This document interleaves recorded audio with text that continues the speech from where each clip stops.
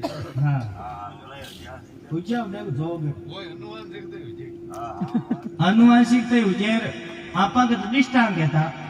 दृष्टांत सिद्धांत समझवा गया शारण 19 को कम दो भाई गाय गिरो बड़द बेड़ो खेत में हल खड़े हो कोई मार्ग निकल तो पूछ लियो रे क्यों भाई खजवाड़ मार्ग कोई जाएगा ये लाइन होनी कम वो क्यों बड़द भिको कोनी अरे खजवाड़े मारे कोई जाए देंगे तू भाव करना रेण दे मैं कह दिन भिको कोनी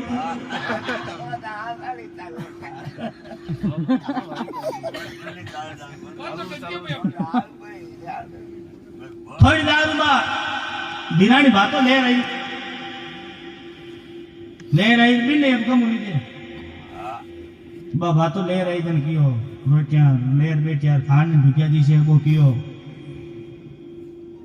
आज अपन बड़द का भोपा गया बा कियो रोटियां ताई माय गणाई उठकन बनाई